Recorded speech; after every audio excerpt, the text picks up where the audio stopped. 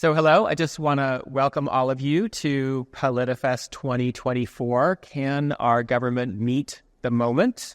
I'm Jim Hinch. I'm the South County reporter for Voice of San Diego. It's great to be with you all here today. So in case you're not familiar with us, Voice of San Diego is a nonprofit investigative news organization committed to holding public officials accountable and giving you, the public, the information you need to be advocates for good government. As a nonprofit, we depend on members, donors, and sponsors like you. Thank you for your support. And I'd like to take a minute to recognize the sponsors who helped to make Politifest possible. A special thanks to the College of Arts and Sciences at the University of San Diego for being our partner for a 7th year.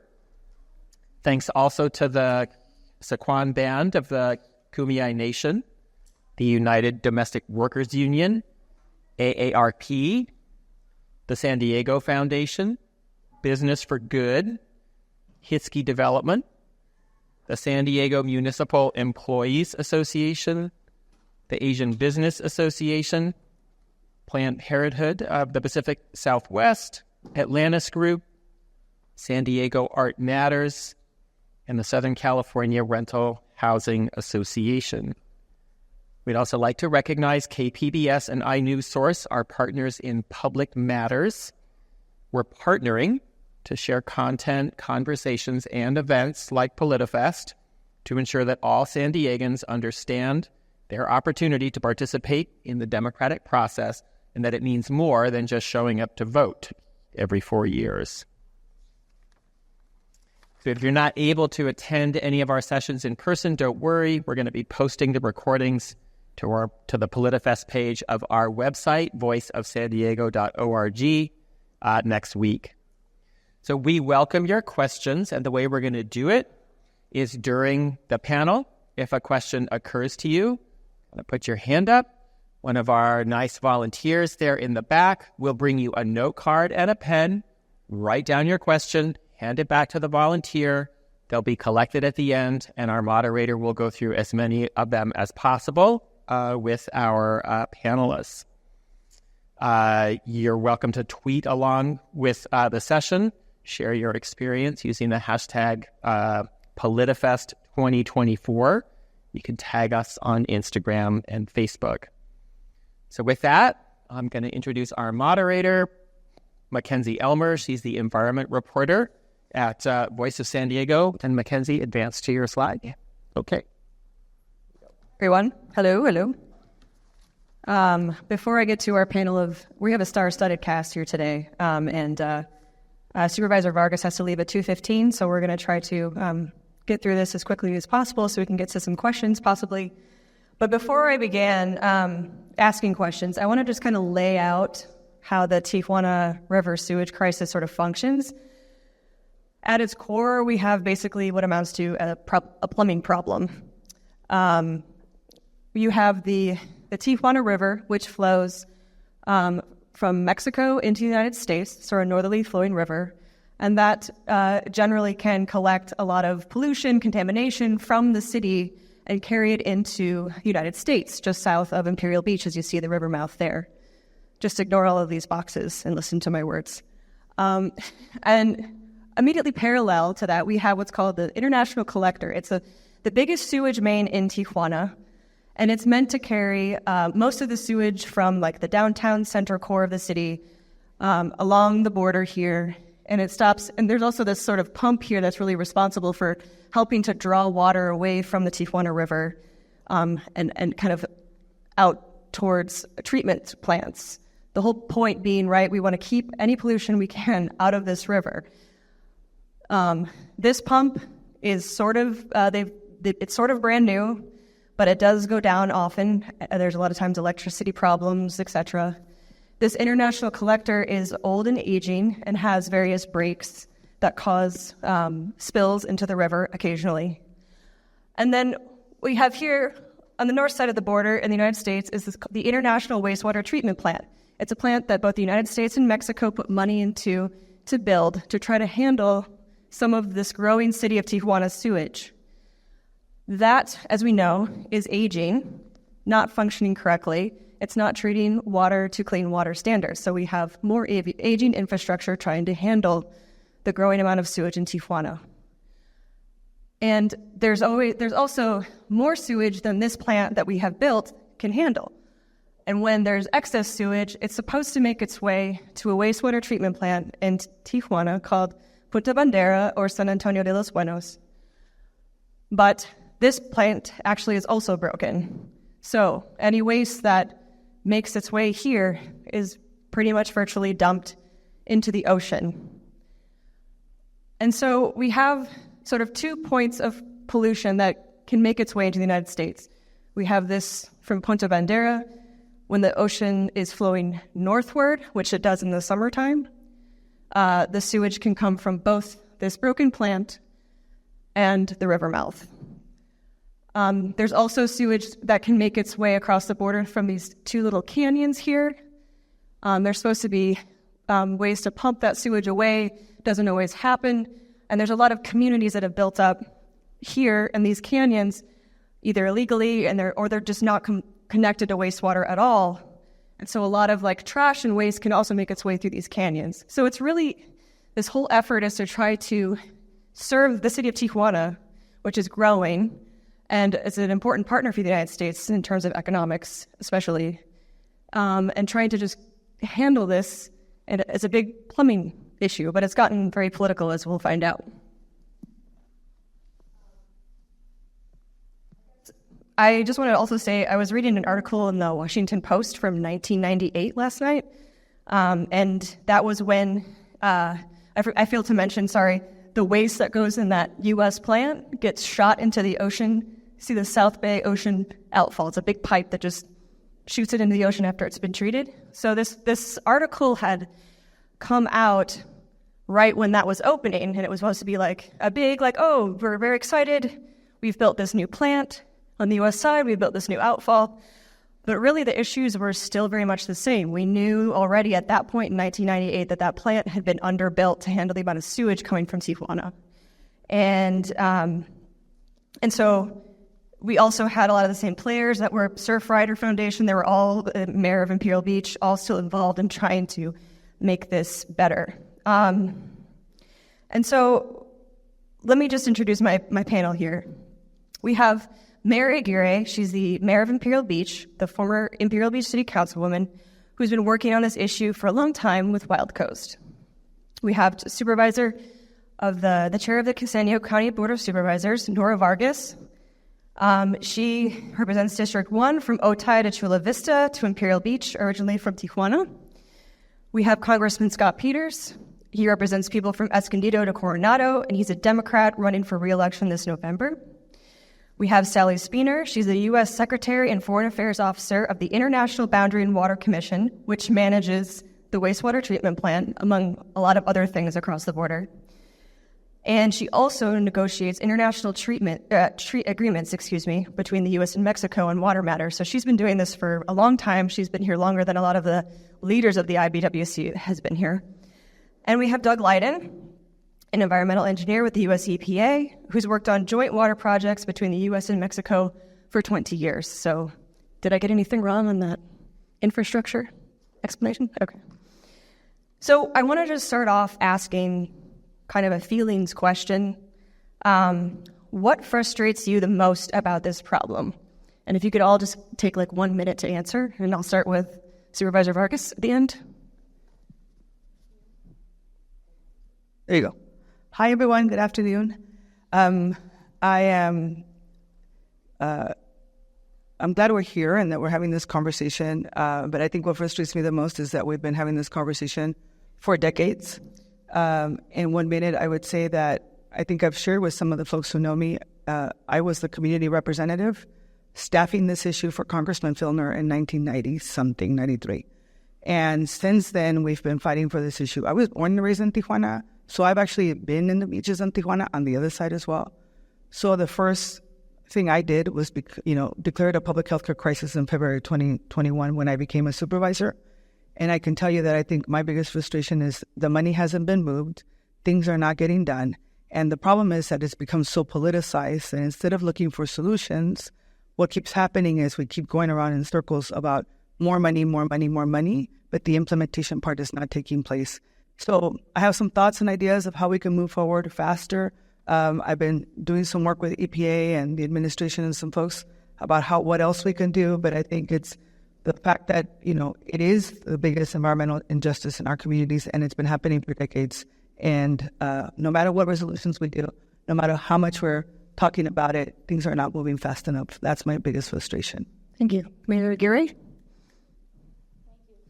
Thank you very much. So for me, the most frustrating thing is someone who, as you mentioned, since 2006 has been working on this issue on both sides of the border, working with Scripps since they did the first ICE study, working with EPA, IBWC, in many different capacities. The most frustrating thing for me is that this is fixable.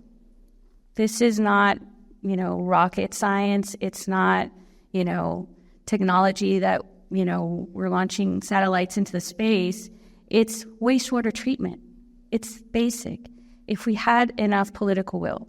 Now, we have, thankfully, champions like Congressman Scott Peters, Congressman Juan Vargas, who've worked very hard to secure the necessary funding.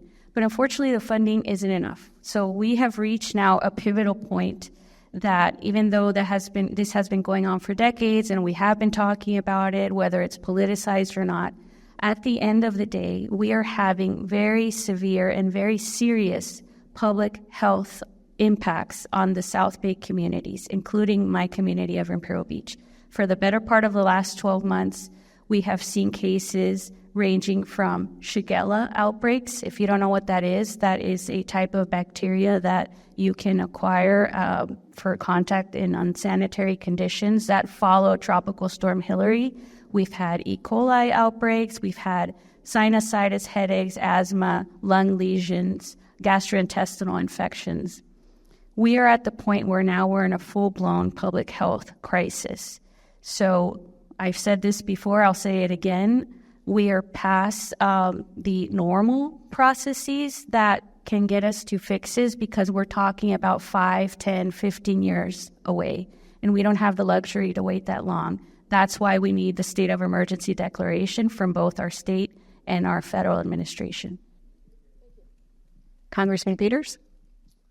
Well, I think the frustration is that it just takes so long to fix. I would say, Nora was staffing Spener before he got the plant built down there, which was great. It was a great thing. It totally broke. It's not working at all. And we have to not only get it back to 25 million gallons a day, we have to get it to 50 million gallons a day, and then with the surge capacity up to 75. And we've been working on that for quite some time and put real money aside for from the USMCA, $300 million, in addition to the appropriations we've been working on since 2017 when beach day closures went way up again. And it's not quite true that the money hasn't been moving, but it just takes so long to do the damn permitting and the design. So the good news is that we are actually under contract now and breaking ground in a few months on our side of the border. It's not a complicated thing, as you said, MacKenzie. It's just a sewage issue. The city wastewater department would be technically competent to handle this. It's just complications of dealing with a border. So we have made this a priority. I represent Coronado. It's not just a beach issue. It's not just a tourism issue. This is the beach that people from South Bay use. It's very important to tourism, and it's where the Navy SEALs train. So we've been working on it. It takes a long time, but we are on our way to a permanent solution. The other thing I just mentioned on the takes too long thing is, thank God Mexico has stepped up. Mexico is a partner. I think San Diegans understand the border as more of an opportunity than a threat, and Mexico has signed a deal with us. You do yours and we'll do ours. They are on track to have the plant complete on their side, which is doing nothing now. I mean, raw sewage from Tijuana is headed out without treatment. That's been our main problem, particularly in the summer, as the mayor will tell you. They are going to set to turn on their plant in the spring, like or February or March, and that's going to make a huge difference. So my frustration is it takes too long, but we've been at it for years now, and we're going to get a permanent solution.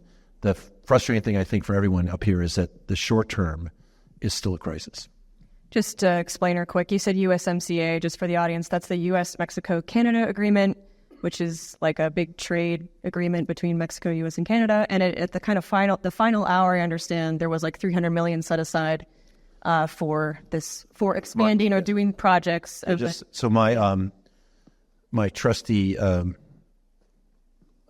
chief over here said, why are you doing a deal with Mexico without dealing with the sewage issue? So we came up with the idea of asking for hundreds of millions of dollars and associated with voting for that. Nancy Pelosi asked for 200. President Trump offered 0. We ended up at 300, and that's an excellent start. We still have a little way to go, but that's the really kind of money that can, the quantity that can deal with this problem. Yeah, and then kind of as I reported later, I think it was maybe last year or something, we discovered that actually the international treatment plant we already have needs about that much, or if not a lot more, in fixes. So that's kind of what you've been doing. It's a total of $600 million. Yeah. Because unfortunately, we should get to this too. The federal government wasn't keeping the maintenance up on our plant, so it was at 0. It wasn't working, and we have to make sure that doesn't happen again. But we got 300 from the USMCA. We got $100 million in appropriations, a little bit more than that this past year. That's enough to get going. We'll need another $200 million, but we can't use that even for 2 or probably 3 years. So we've got time to get that, and we are on track. Thank you. Okay. Doug, care to share what frustrates you most? I think as an engineer, what really frustrates me is that we have the technology available not just to treat the water, but also turn it back into a resource. It strikes me as odd that in an area that's so dry, Mexico just took a 17% cut from the Colorado River. We are fighting over having too much water in the Tijuana River. And I think we need to sort of fundamentally treat this wastewater less like waste and more like water, creating a financial incentive for Mexico to turn the water back into a drinking water supply is, in my opinion, the long-term solution to this problem that, as MacKenzie pointed out, has existed for, probably nearly a century. And I think as we see the model of San Diego with the Pure Water Project, being able to treat water to potable standards is something that we are really pushing for. And Mexico, I think, just because of need, is starting to embrace this idea. So it frustrates me, but on the other hand, I finally am starting to see some progress along that line. Yeah, and we reported too that the city of Tijuana, a lot of folks experience water shutoffs quite frequently. They probably don't have enough drinking water to go around, it seems, that we get a lot of answers as to why there are those water shutoffs. And the other problem that seems to be there is that we don't always know what's polluting the water. And like Mexico or Tijuana doesn't have a robust inspection program. Like the city of San Diego goes around and makes sure all these industries are supposed to be putting in what they say they're putting into the water system. And so in terms of reusing that water, it might be a complicating factor, right? If we don't know what's in it, how do we treat it? Yeah, no, certainly Tijuana's industrial pretreatment program needs to be more robust. But that said, the technology has advanced so much with using reverse osmosis, it can remove all of these industrial pollutants. And so even pharmaceuticals, those kind of things. In fact, what we find in San Diego and in all these indirect potable reuse projects utilizing reverse osmosis is that what's coming out of the reverse osmosis treatment plant, in fact, it's so clean you have to add minerals back, but it's also cleaner than what's currently coming out of the taps, which is, I hate to tell folks this, you're already drinking reused wastewater from Las Vegas, for example. That goes into the Colorado River.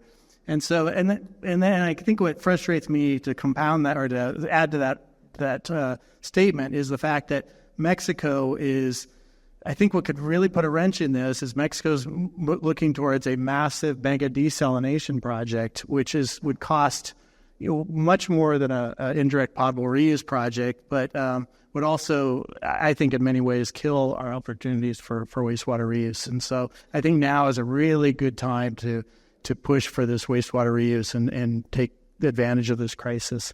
Thank you. To find a solution. Thank you. Sally? So first of all, I wanted to say I'm here today representing Commissioner Maria Elena Aguirre. She's the presidential appointee. She was appointed by President Biden about 3 years ago. And I know you all know her well. She travels to San Diego regularly, at least once a month, sometimes 4 times a month. So she's personally invested in this issue, and I think the community knows how hard she's working on solutions to these issues. I think there are 2 things that I find really frustrating. One, you alluded to, Congressman Peters, is the funding. I was looking back at some of our historical funding levels, and from 2010 to 2019, in 2010, the International Boundary and Water Commission U.S. section budget was $76 million, and in 2019, it was $77 million. So it varied a little bit, from year to year, but essentially we were straight-lined for a decade. And so that led to the underinvestment in San Diego as well as in other places. So I think that's one source of frustration. And another source of frustration is what I'm going to call the whack-a-mole problem. It seems like 1 step forward, 2 steps back. We make progress on some of the infrastructure, and then a pump station goes down in Mexico. We make progress on something else, and a pipeline ruptures in Mexico. We make progress on something else, and a hurricane hits San Diego for the first time in 70 or 80 years. So I think that that's one of the sources of frustration, is that there isn't kind of linear progress. I think the good news is we do now have significant funding. A lot is going on both sides of the border, and I think there's light at the end of the tunnel, but it's not as fast as people would like. We understand that. A quick follow-up on that. Wouldn't it be the IBWC's job to fight tooth and nail and more publicly say that you needed this more money in your budget over the years? I mean, we just found out last year that the plant was broken, and we didn't understand that before. So we are an executive branch agency. And so when we request money of the executive branch, that's internal within the executive branch, and therefore the president requests money on our behalf. And so what... Or doesn't. Or doesn't, right, yeah. Depending. But I think one of the things that Commissioner Aguirre has been very effective at is communicating what the needs are.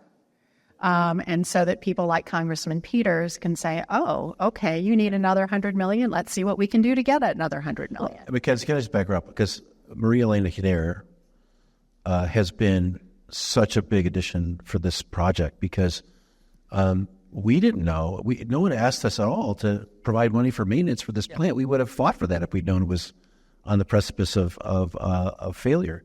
And we didn't know until she called us and said, you know what, it's broken. And since then, she's been really good, articulate about funding not just this plant, which is the main project along the border, but all the other infrastructure projects he's got. She's just telling us what we need to know to assess the priority. So the criticism of IBWC before her, I think, is more legitimate than since she came. I think she's been a big improvement. I was going to say, and I think it's really important as we think about November and why representation matters. I can say this, right? The Trump administration gutted IBWC, and it gutted all of those entities. Sally can't say that because she's an administrator and it's not their job to be political. But I think all of us can talk about that. So when Maria Elena comes in, she had to rebuild everything again. And so that's one. The other part is IBWC is unable to take any philanthropic money. So right now, I just came back from, from a clean air, right, day, and they're not allowed to take any philanthropic money. They can now, though, right? Wasn't there a change to the legislature? For many years, they weren't able to, right? So that was the big deal. How do we make sure that we're able to really think outside the box so that we're able to do this work? And that's, I think, one of the big challenges. Senator Padilla led those efforts also to be able to use some of the money in Mexico. But everything, it's sort of like when the California legislator said, let's do an assessment, right? And we had the assessment done in 2020. All of the work and everything we are doing is sort of from the past. We still are not going to be able to meet the needs of our communities, how it's growing both on the Mexican side and the American side on what we're doing now. So I think it's really important because we need to measure the expectations from our communities, because we're saying this is going to be the end all of it all. The $300 million, getting the additional dollars, we're going to fix it. The truth is that the urbanization issues on the Mexican side is something we have to continue to figure out. We don't have jurisdiction over that. And then on the American side, there's still a lot of work that we need to do to make sure that those things also get taken care of. Can I just add that the treatment plan is now eligible, IBWC is now eligible through a legislative fix that the Congress member championed to receive money not just from philanthropy but from other sources. So this is a great opportunity for the state to also step up and help us fund some of this wastewater infrastructure. Because ideally, yes, we need to work collaboratively across the border. That's where most of the source is coming from. But at the end of the day, if we took control on our infrastructure on our side, I mean, it's possible. Hudson River has 15 treatment plants along the way to prevent any wastewater going into their waters. The same thing could be done for us. So you hear that? Anybody have like $100 million or so? And I just wanted to clarify that. That was in our FY24 appropriations bill, which expires on Monday. And if that is to continue, it either needs to be in the FY25 appropriations bill and that it would extend for another year, or there's also standalone legislation that's been proposed so that it wouldn't have to be renewed every year. But yeah, that could be a great help. Let's move on to the public health crisis it's really on both sides of the border, but we obviously do a lot of reporting about Imperial Beach, South Bay. So most recently, we've heard, researchers were in the field and they detected some toxic gases and made the county aware of that, and in a very public way. And then the county kind of came in and did its own testing and sort of said, well, it's maybe not as extreme, but it definitely spurred some action on the county side, it seems. But I wanted to just ask, we've always known it's been a water quality problem, right? We've always known that the beaches have been polluted and they closes the beaches pretty much all year, especially in Imperial Beach. But Supervisor Vargas, I just wanted to ask, one of your first actions when you came to power in 2021, was to state that there's a public health crisis at the start of your term. But lately, when the researchers said they found evidence of dangerous air pollution, you had came out in a press conference and told the public, it's safe. So which is it? It is a public health care crisis. I've never said that it wasn't. So I think it's really important to emphasize it is a public health care crisis. I also declared it an emergency, right, last year, because we are in crisis. I think what's really important is that the correct information is provided to our communities. We have one public health care public director, right, in the county of San Diego. Dr. Kurdakian is a scientist who sent out our environmental scientists and specialists. They tested the air, and they were able to provide the information at that moment about not being an imminent threat to our communities. You have to remember that as a county, we have a responsibility to ensure that we're providing scientific-based information to our communities. Now, that doesn't mean that we're not working with the researchers. It doesn't mean that we had already, have been working as a result of not only the community, but all of us working together to make sure that the CDC is coming down to San Diego with 80-plus folks to do the assessment about the long-term implications for our communities. And so the reason why I did declare it a public health care crisis when I was running for office and when I ran was because, of course, there's health implications to being in the beach when it's not, has sewage in it, right? And so we're doing the research, we're working closely, and I think what's really important here is to be able to work with the researchers and for that data to be provided to the county. So right now we're waiting for that data to be provided so that we're able to come up with the right research and share the information. But absolutely, and so I think to be clear, my statement was, can you go to school? Yes. Can you go to work? Yes. Is it safe? It's safe based on the data that we're receiving today. Is there imminent threat? No. Now, I live in this community. Is it okay for people to be living with breathing this nasty smell every day? Absolutely not. And so, I created a program to be able to bring, the air purifiers, into the community. What I told the community when I was giving them those purifiers was like, this is not a long-term solution. And it's a shame that in our communities, that we're actually doing this right now. But I wanted to give something so that we can give some hope to folks. And I just heard yesterday from CARB that they're probably going to be able to send more air purifiers to the community. And so everybody's going to be able to, we're going to be able to expand that program. Is it the only way? Is it the right way? Honestly, if this was happening north of 8, this is not what would be happening for our communities. So is this a racial issue, environmental issue? Absolutely. And so what I'm trying to figure out is what can we do immediately because people need help. And so it's a social justice issue. Just to follow up there, I think also you were in charge of the Air Pollution Control District, or at least the chair of the board, right, in 2021 too? And that's a new sort of agency that's responsible for doing responding to odor complaints, doing air quality monitoring. And so I've noticed that just now it seems the Air Pollution Control District is really responding to this and starting to, put out more sensors, et cetera. So why did that take so long to happen? Actually, it didn't. We actually were the first, the Air Pollution Control District and CARB, so I also serve on CARB, the California Air Resources Board. We were the first ones with Casa Familiar to put the air pollution filters on the Mexico side and the San Diego side. And what folks need to know is that it's not just the air pollution from the Tijuana River Valley, it's also the air pollution from the number of trucks that are idle in our community. So air pollution has been a top priority for me. It's not something new. Whether APCD addressing the issue of the sewage is a new initiative that they're working on as a result of the work that we're doing with the CEC and CARB. But you have to remember the work that we've been doing at CARB and APCD has been really focused around contamination as a whole, because we do have the transport pollution has had an impact on our communities for years, and so has the issue of the economy, right? When trucks are sitting idle for 8 hours at our border, that impacts our communities and our schools, and so we've been working on that as well. Do you think it's just because we didn't know that air pollution was a thing we need to pay attention to, in terms of the Tijuana River sewage crisis context at APCD? Well, no. I mean, our county teams measure air pollution. They measure the water testing, and haven't not gotten to this level. I think that's what's important, right? So climate change, a lot of the other impacts have gotten to where they're at, and so everybody should know that we have people who specialize in making sure that if there is an emergency and that the numbers are too high, they send out our scientists to go check it out, right? But it is the Air Pollution Control District that should be addressing this.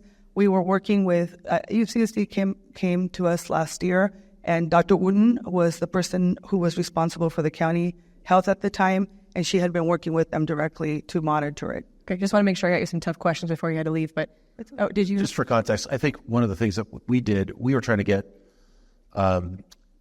attention in Washington, D.C. for a problem 3,000 miles away. UCSD came to us and said, we'd love to do some air testing down there, and we funded it out of our community project fund. Funded Dr. Breather. We also worked with the Prebis Foundation to help San Diego State assemble the research that had already been done. So I think that might have been a little bit of a catalyst, which is great. But I don't think people had been looking at the air that closely before then.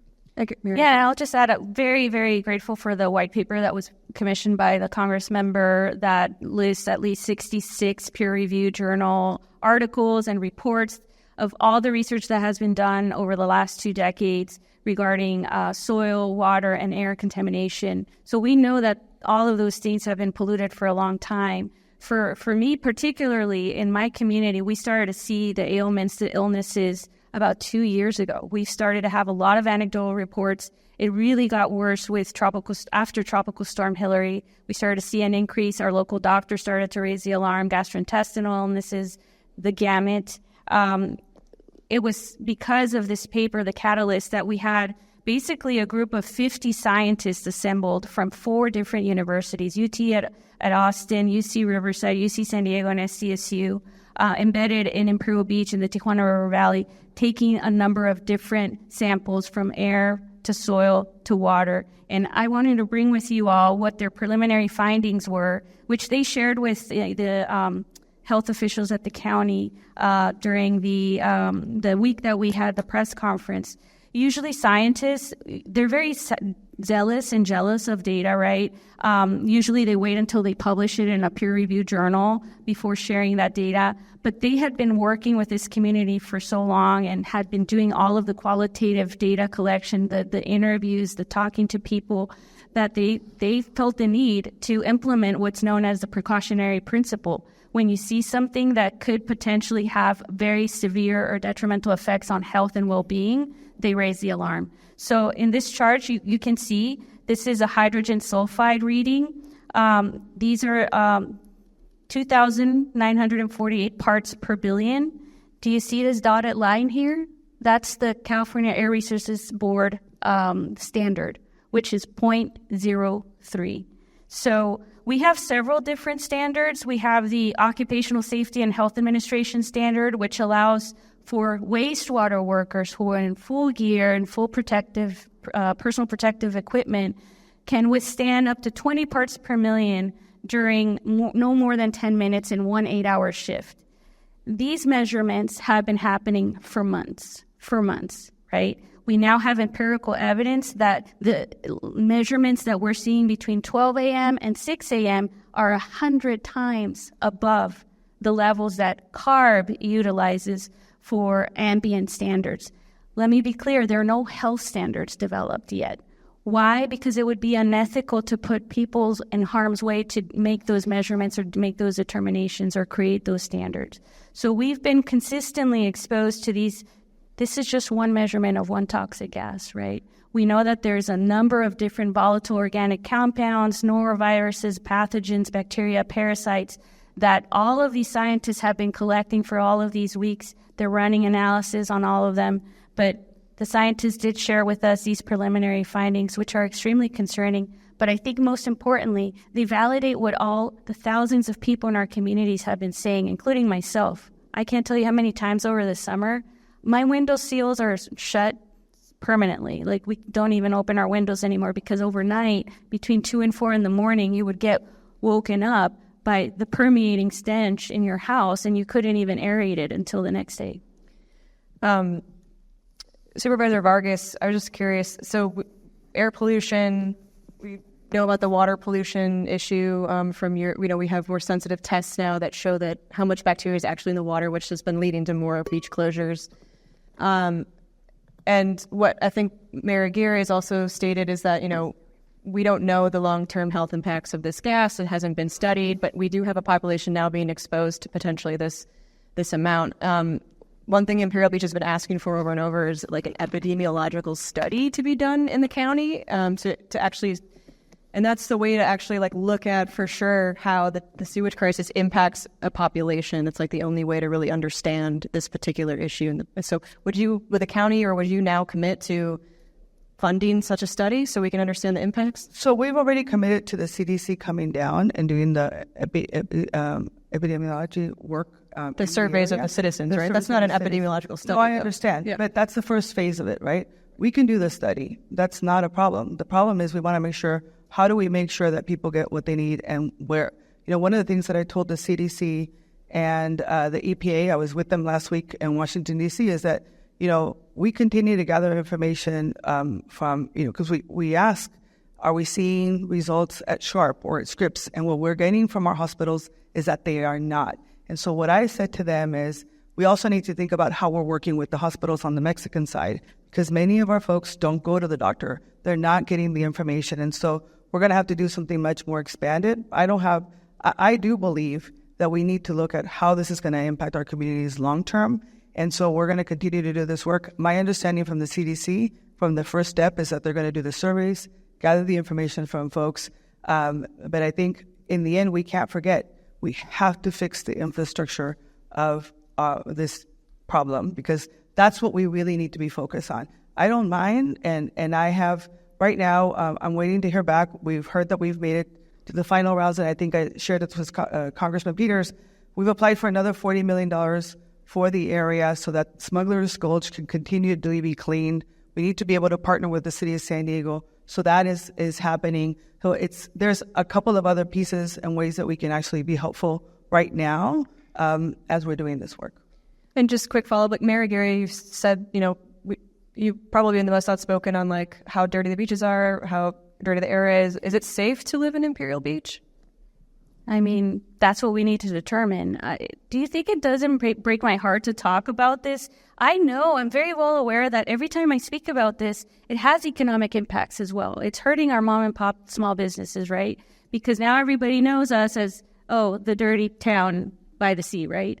But at the end of the day, my responsibility is to the people of Imperial Beach's health, safety, and welfare. And what they are telling me, what we are seeing empirically, is an increase in illnesses, an increase in ailments. We haven't fully done a very deep study to even understand if there's cancer clusters. We have a letter that was sent to APCD by 20 pediatricians raising the alarm as well, because let's be very clear, hydrogen sulfide has very severe, according to the CDC, this is on the CDC's website, can have severe long-term health effects, especially in children who are developing and need all the oxygen they can in their developing cells. They don't have the ability to absorb all of that oxygen because of these noxious gases. So to your question, TBD, that's what we need, more gas sensors. We need to place those sensors in the areas that the scientists have already identified as hotspots. You have a picture behind me, right? That's on Saturn Boulevard. That is blocks away from Berry Elementary and the urban area where a lot of people live in the Tijuana River Valley. Right around the corner from this area, which, as you can see, that's not snow. That's foam. That's at least 12 feet of foam. I took that photo on Monday with Mayor Ron Morrison, who came to see it. The person who lives right around the corner there, Gabriel Uribe, he owns a ranch. He's been in the hospital twice because of shortness of breath, not even 2 weeks ago. So we still have flow in the river. Our beaches, yes, are reopened, but it's hanging on by a thread because the wind current, the swell, and the ocean current direction, the swells, are all pushing everything south. So it's just a temporary relief, frankly.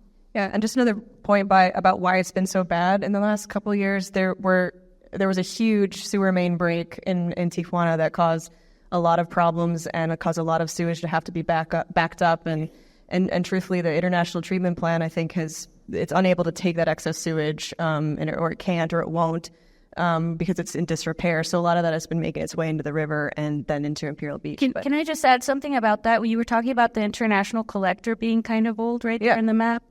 In October, and Sally, correct me if I'm wrong, they're going to replace that. And there's going to be an additional 20 million gallons of raw sewage just flowing into our communities. And we're working on that. Yeah, and it's not me like, Sally, it's your fault. Well, but I want to tell you that I don't know, because it's south of the border, so we have to work with our colleagues there. But we have repeatedly said you need to do a bypass. Yes, and that's what we need. We are, if they say, we don't think that's feasible, we can't do that, we're going to have our engineers figure out what could be done south of the border. Again, we don't have the answers to that yet, but I spoke with Commissioner Resendez about this issue just a couple of days ago. She's the head of the Mexican section of the International Boundary and Water Commission. She said, even if we can't do a bypass, we'll look at a way where we can divert at least some of that and keep it in Mexico. So hopefully at least they'll minimize the transboundary flow if they can't stop it. But it's a legitimate concern, and we may not be able to fix the problem entirely, but we're well aware of it, and we're working with the Mexican government to try to address it. So I really appreciate the opportunity to be here, and I really am sorry that I have to leave. I have a family issue that I have to go take care of, my dog. But I want to just remind folks, right, we are all in this together. The county for decades didn't do anything around this issue, and I want to remind folks of that. This county is committed to doing the work. This county, our health director, our environmental team, when we were asked to make sure that we did the new testing for the rapid testing for the water, it's the first thing that we implemented. It's not the result that we want, but it is what's making sure that we're keeping people healthy so that people are not in the water, in the beaches when they are polluted. We want to make sure, we came up with this, different colors so that exactly what the water is like so that people are taken care of. So we're going to do the same thing around air. On the Board of Air Pollution Control District last week, we took a vote to make sure that we are able to share with people information so that when there is that level and that threshold that is an imminent threat to our communities, we're ready. Because let's talk about what this means, right? if it gets to that point, we need to evacuate communities. We need to do those kinds of things. We need to be prepared, and we need to make sure that people know exactly what's happening. We're not at that point right now, but I want to make sure that we're ready if and when, if it ever were to happen, which is what we're trying to fight against right now. So county's committed to doing this work and continuing to be a partner with everyone here. What would that take? What would the level of crisis have to be to evacuate a community? There's levels that the scientists provide as to what it is, and Dr. Kadekian, as of now, has said we haven't met those thresholds yet. But okay. Thank you. Thank you. Thank you for being with us. Just moving on to some of our federal representatives here. I get this question a lot, just from people who are curious about the issue, but why can't the U.S. just go and fix what's broken in Mexico, like, on its own? Like, why can't that happen? If they're struggling. They're their own country. I mean, they get to, and I would just say this, we are one region. We call ourselves a mega region. We're two cities, one region, we say. The federal relationship with Mexico is really important to solving this problem. I know it's not political, but some people in Washington have talked about Mexico like they're an enemy. And that is really not helpful to people in San Diego, because we have to work together on this problem, other problems too. So we have really taken, and I also know that that Juan Vargas and the mayor here are actually friendly with people across the border who are in the administration, and the fact that she's buddies with the governor of Baja is very helpful to us. That relationship is really important. We can't go in and solve it. I think, like I said, we have the expertise in the city wastewater department to do what they need, but it's something that they've got to do. But they've stepped up as part of an agreement with us we signed in 2022 to say they're going to do their part. Every indication is that they're on track. And I think we have to value that relationship and make sure that we don't insult our partners, because that is counterproductive for this and other issues. And Sally, so you're someone who has to negotiate with your Mexican counterparts a lot on all of these different international agreements. So how do you convince a country like Mexico, a state like Baja California that has a lot of other issues and struggles that it has to deal with, that it should prioritize the pollution that's happening, spilling over into another country over all the other things it has to take care of? So I think persistence is part of it, right? You need to remind Mexico over and over and over again how important this is, what the health impacts are in the United States, how this is detrimental to the relationship between the United States. And Commissioner Aguirre has definitely been doing that. We have been doing that. I moved out here from our headquarters office 2 years ago to help support that effort. But I also wanted to let you know that the Department of State is also doing that as well. Doug worked out of our embassy for quite a period of time over the last couple of years. Ambassador Salazar, U.S. Ambassador to Mexico, has raised this issue in Mexico City. He's been to Tijuana multiple times. He's met with the governor, as have we. The Consul General, the U.S. Consul General in Tijuana, a man named Tom Riot, was tireless on this issue. And the great news for us is he is now in charge of the whole U.S.-Mexico border for the Department of State. So you have someone who's knowledgeable, who's a champion, and he can make sure that Washington and Mexico City continue to be involved in this issue. Yeah, thank you, Sally. I just add that we do actually have a program that EPA oversees. We get a allocation from Congress every year that allows us to invest in Mexico wastewater infrastructure. The projects in Mexico have to have a U.S. side benefit, and they have to be within 100 kilometers of the border. But Mexico will always, if we can develop a project and it receives 50% funding, U.S. funding, they will always find the money to invest in that project because they're getting a really good bang for their buck versus other areas in Mexico.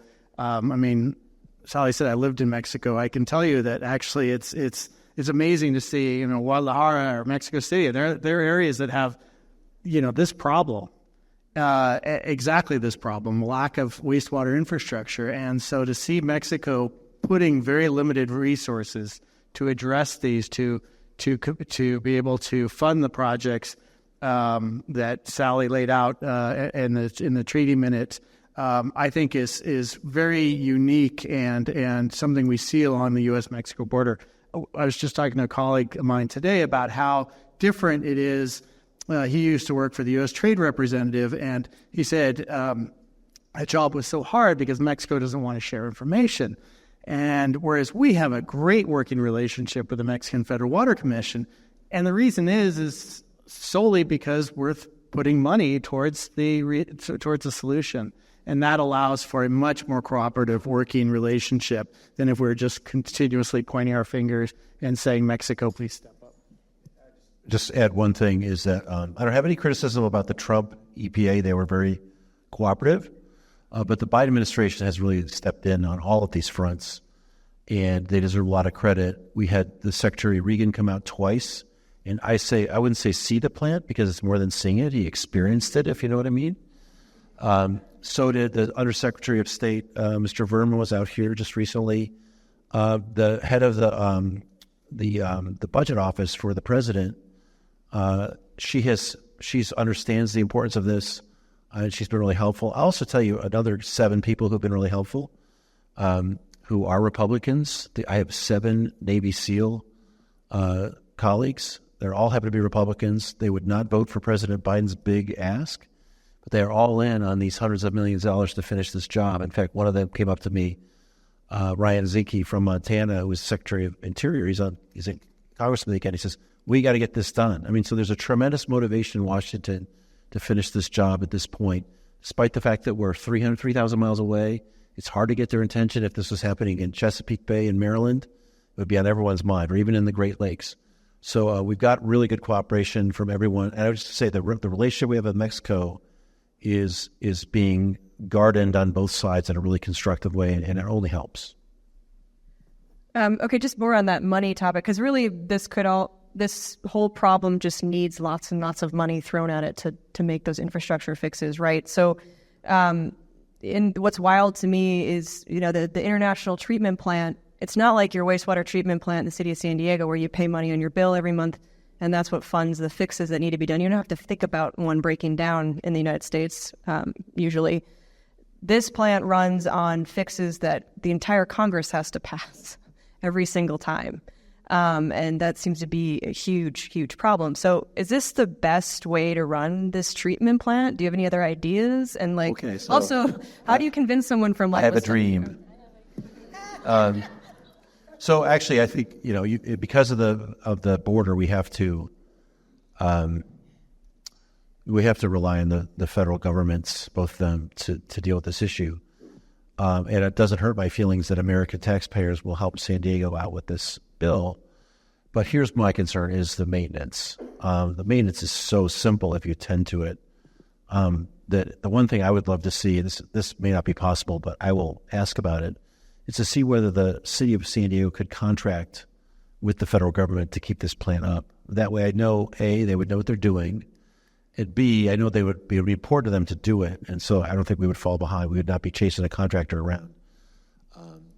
What would that look like? Like the city of San Diego taxpayers paying a little bit more? No, the federal government paid the city as a contract to maintain its plant. We currently have a private contractor that we hire that does the O&M on the plant. So you're suggesting to have the city contract with the city instead? Maybe it was Congress not funding it, but nobody's happy with that. I would say the one thing Congressman Ice has been really reticent to get involved in our efforts because he doesn't want to have the maintenance fall apart like this. We spent hundreds of millions of dollars on that plant originally, and it wasn't maintained. Maybe it's because IBWC wasn't telling us, but I don't know. Have a lot of faith in this contractor you tell me we have, when this thing it's zero. But would you still have to get Congress to agree? I'm just saying that I would like to look at that option. I'm not saying I would look more at this, but to me, that would be a really elegant solution here. It would be put it in the hands of people I know have the competence to do this, and I know will care. So you change the contractor, but you still have to get Congress to put money into the operation and maintenance every single. That's true. So how do you improve that? Like, how do you convince lawmakers from Wisconsin that they should agree to constantly put in millions of dollars each year to keep the plant in operating order? That's not going to be it. I mean, there's an understanding that we build something like this, got to be maintained. That I think is not controversial. The issues are: how far out can you fund it in year one because there's all sorts of rules about spending money in the future. But if we sign a contract, we ought to be able to do that. And like, who do you get to contract it? I would just say, Sally, I mean, I don't mean to denigrate anybody. Maybe these people are perfectly fine, but they're going to have to answer. Someone's going to have to answer for how we got in this position. And maybe it's just Congress because we didn't know, but we're not going to go through all this, get to a final solution, and then have it fall apart because it's not maintained. Right. And I wanted to let you know that Commissioner Aguirre has identified that as a concern as well. And one of her, what she calls her legacy projects, is to have an asset management plan. So we have a concrete plan for capital improvements as well as O&M, and we either stick with the plan, or if there's not enough money, we'll know how much money is needed to be able to stick to the plan. So, I'll just add, this is not a reflection on the current administration at IBWC or Commissioner Aguirre whatsoever. She's doing everything she can with the tools that she has available to her and what she inherited.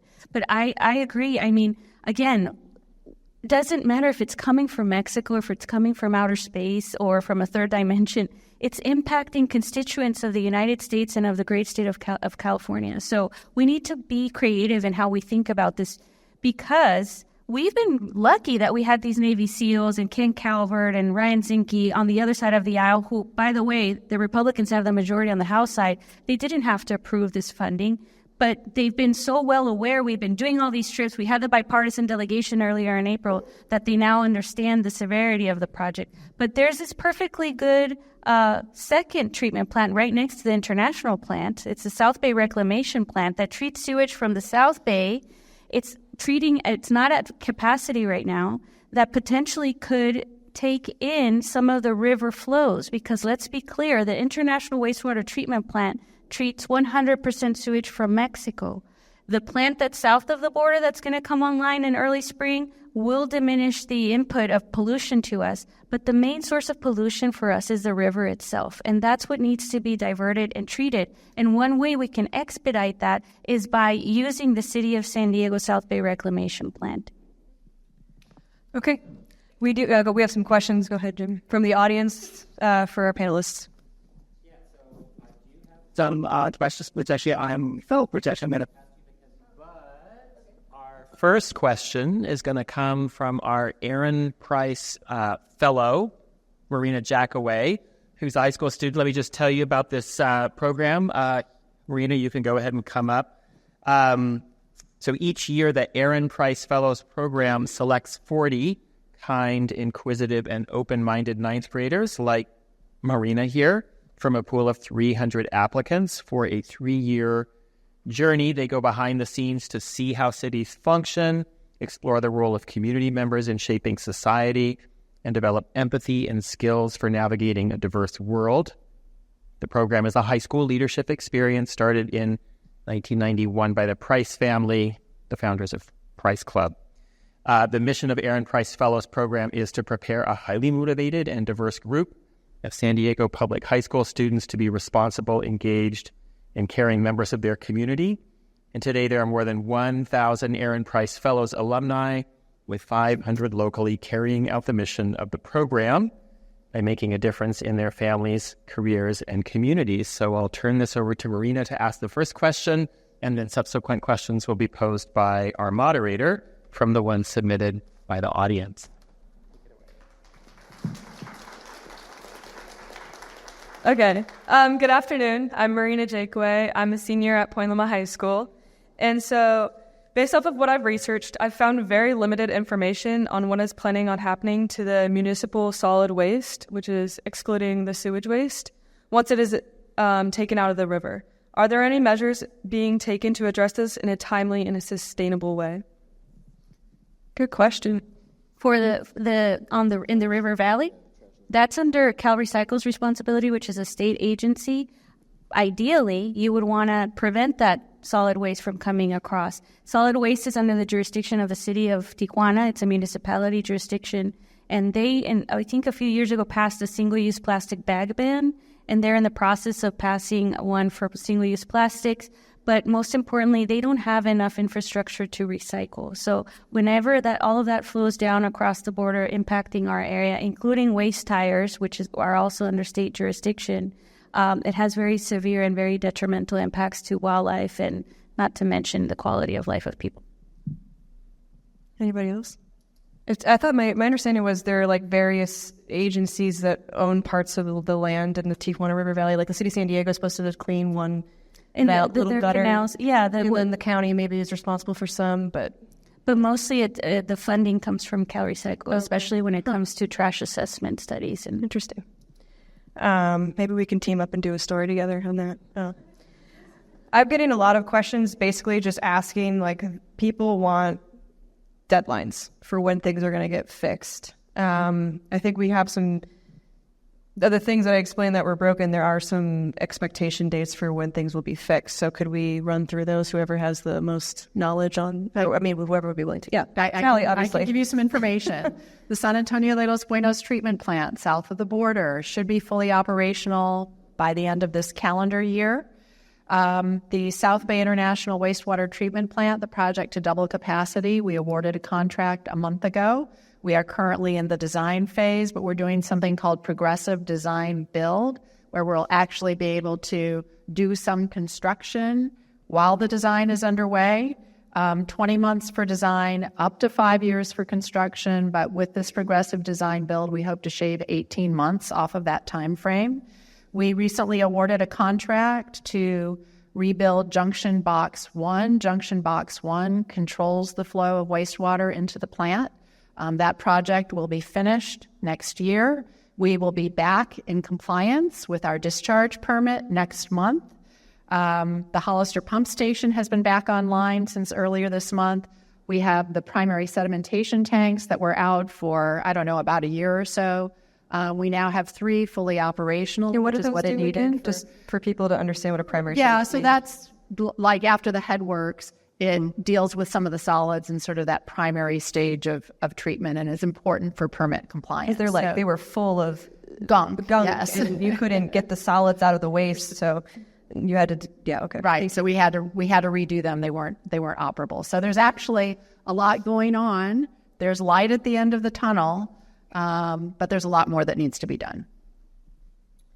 Thank you. So I guess someone asked, do some problems exist, similar problems exist like on the Rio Grande or other rivers near the border? That might be another question for you. Like, are we dealing with... Yeah. The Texans did this same thing 20 years ago. They had the same issue, and we have a cross-border issue there as well. How's that going? Well, the appropriators understand that it's California's turn because they went through it, so that's helpful. But IBWC does work on infrastructure across the whole border, and now there's a general consensus that we're number one, and so that's helpful. But Texas had this exact problem some years ago themselves. No, I was just going to mention that I used to be, early in my career, the New River was always considered the most polluted river in the United States. And with help from EPA, we helped Mexico build a really large 18 million gallon a day wastewater treatment plant in the southern part of Mexicali to take the sewage that was getting into the river and treat it south of the border and then send it to the Rio Hardy, which is a tributary to the Colorado River. And that just drastically, you saw dissolved oxygen levels go from, 2 to 0 to 2 to immediately above the threshold of 5 milligrams per liter, meaning that the water had enough oxygen so that fish actually returned into the river. Now, Mexicali is coming back and wanting additional monies because of all the growth. And that is the challenge we see all across the border, is that none of these projects are permanent solutions. With the amount of growth happening in Mexico, it requires continuous investment, continuous operations and maintenance. Mexico just has a new standard now to remove nutrients, and so it's requiring moving away from low-tech plants into really high-tech treatment plants, which are costlier to maintain. But that's, again, what we're seeing, and we're looking at reuse as a solution in Mexico and Mexicali as well. I don't know if I mentioned this, but I always try to point out that it's not Mexico entirely to blame for this issue. Tijuana's population has just exploded. I can't even get a good population estimate from the officials there. Ever since NAFTA, ever since There were U.S. companies building factories in Tijuana where they could get a lot cheaper labor. Those factories, could possibly be responsible, or probably are responsible, for some of the pollution entering the river. So we definitely have a major role to play in the problem. And thank you for mentioning that, because that's something we need to be reminded of. This was something that we knew it was going to happen. The negative externalities from the NAFTA trade agreement, we knew were coming. And it's one of the reasons why the City Council of Imperial Beach passed a resolution and transmitted it to SANDAG, so that hopefully in the future we can charge a 1% fee on all the trades of goods and services, so that we can put some of that funding towards wastewater infrastructure. It's a long shot, but it's bringing back the attention to where it should be, because it is a shared responsibility. Someone asked, many of the panelists have mentioned the problem is that the problem continues to be politicized. Can you clarify who is doing the politicizing? Not that we don't have politicians up here, but I'm all about science-based information, so I don't know how that could be political. I think that actually we've done a pretty good job of getting bipartisanship in Washington on this. I don't think we would be anywhere if we didn't. So I do think that it's an issue that commands a lot of attention here, if that's what you mean. And I guess people raise it as a concern in political context. But from our perspective, one of the great successes has been that we've got Republican and Democratic support in D.C. And locally, too. Locally, I would say, just shout out to Mayor Bailey, who is my Republican whisperer. He's the one who goes when you take these trips. And Mayor McCann, Mayor Morrison. That's Mayor Morrison in there. Like, he came as National City, yeah. Often helping us with the Republican side of the House. And so I haven't seen that. I think people are really trying to pull hard to solve the problem. One of the questions also, what are the changes that are happening in Mexico that will prevent a repeat of previous mistakes that led to lapse in maintenance and infrastructure breakdowns? Can we expect to see big improvements? Anybody? I can speak to the political landscape, right? And I'm sure Doug can speak to the technical aspect, and he alluded to it with the wastewater recycling needs versus desal.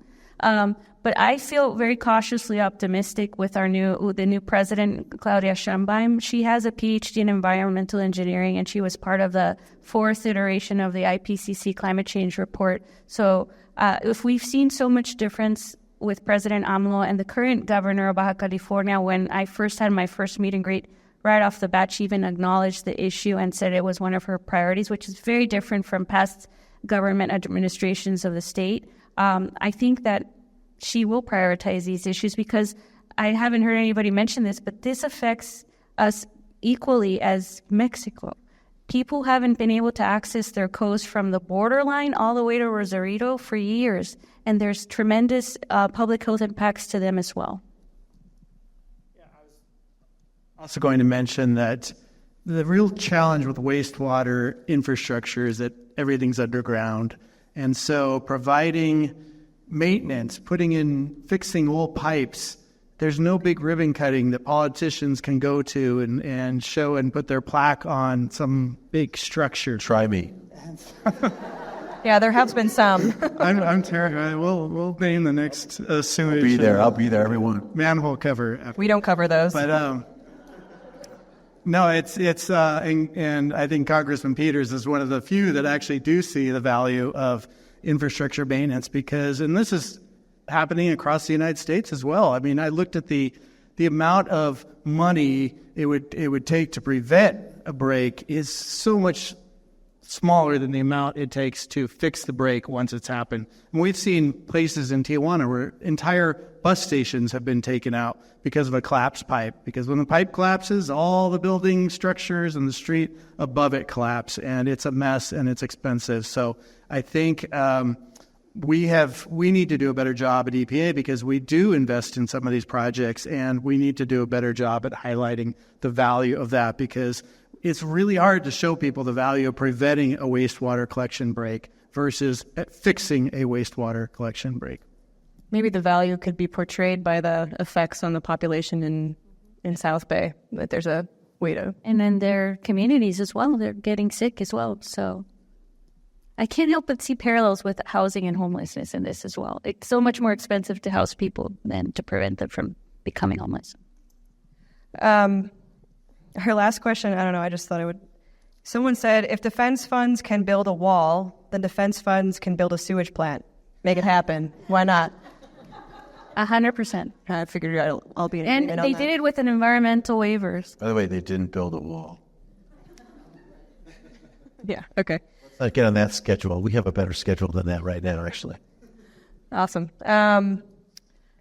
Well, I think that's good. Thank you all for being here. Thank I you really all. appreciate it. I would just say thanks. I think you've done really, you worked really hard to get this right, MacKenzie.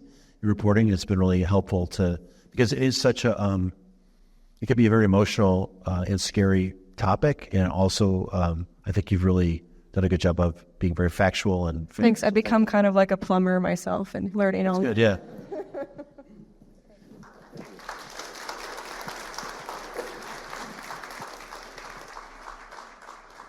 So I just wanted just really quickly before you go, just to let you know that the next session in this room will be a discussion of Proposition 5.